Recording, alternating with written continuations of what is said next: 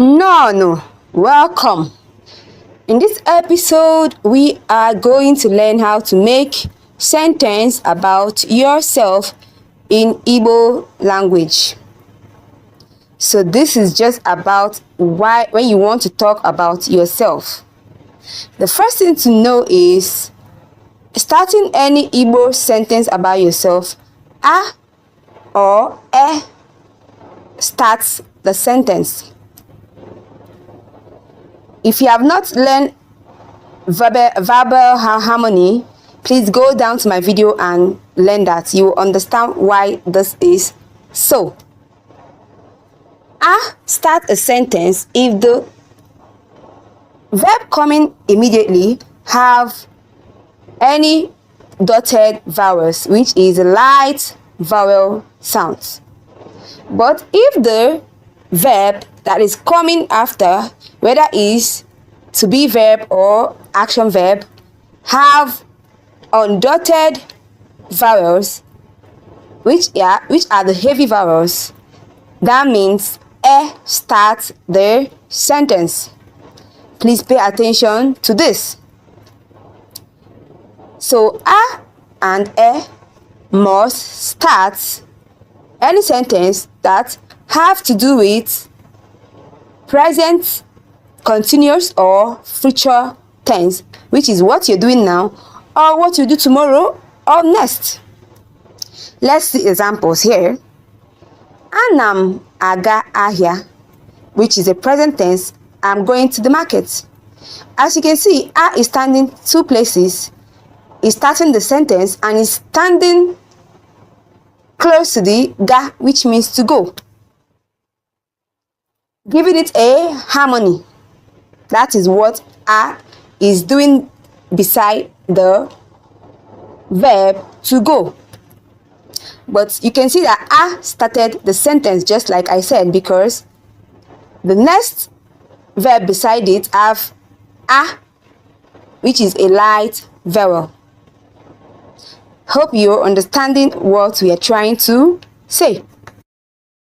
With this second example, I believe it will make more sense. Agam enyegi. Agam enyegi. You can see a starts the sentence just like I said, because there is a light vowel in the next verb. But enyegi, which is to give, have e in it, so it's a heavy vowel. That's why e is the root verb there, harmonizing the word. So if the sentence is about present continuous or about future tense, there is going to be a or e starting it, and the verb inside it, we also have a harmony, e or a, to harmonize the sentence. But if the sentence is about past tense, there will be only one a or e starting it, and that is it.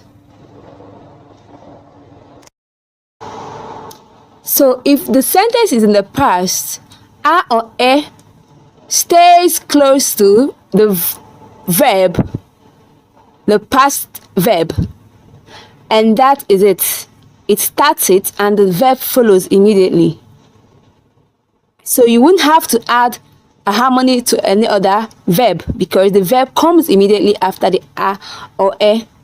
There is an example here. Agaram ahia. Gara is went. Then iga is to go. So you can see that a starts the sentence and gara follows immediately. Agaram ahia. So the a supports the verb went and it starts the sentence. Don't forget, we are learning how to make sentences ourselves. So know that a or e must start your sentence. If it's about the past, your past verb follows immediately. If it's about the future, na turns. If it's about the future, ga follows. If it's about present continuous, na follows. If you have not learned the work of na, go back and check my video and see how to use na as present continuous. Let's continue. Then here we have enyerem gi. Enyere m gị. You can see start the sentence and the past verb nyere, which is gave, follows. If you have noticed anything, there is m in the whole sentence we are making about yourself. So whenever you're making a sentence about yourself, m must be in that sentence, making that sentence yours. So if you're having bo, de, or no to be verb, m comes immediately after to be verb. Abum, adim, anum. And also if the sentence is a past tense, the m comes immediately after the verb. Agaram, anyerem. But if the sentence is about the future or present continuous, the m will come immediately. Your verbal construction, which is your na or ga. Na turns your verb to present continuous. Why ga turns your verbs to future tense. So if it's present continuous, your m comes immediately na. Anam abia. If it's future tense, your m comes immediately ga. Agam abia. So do you understand it? If it's to be verb, your m comes immediately the verb to be, which is bo, de, and no. Or a past tense, your m comes immediately the verb past.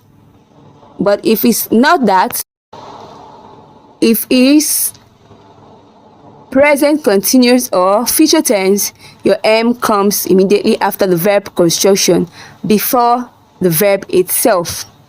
Example here, agam abia oru. You can see your m standing before your verb and after your verb construction. Anam erimri. I hope it's clear now. Abiaram oru. This is the past tense. Abum Mwanyi. Adim mma. This is a situation of to be verb. Abum mwanyi is to be. Bo is to be. That's I am a girl. Adim mma, I am fine. Hope you understand this now. How to make sentences in Igbo about yourself. You can also try doing this yourself with other verbs you know in Igbo.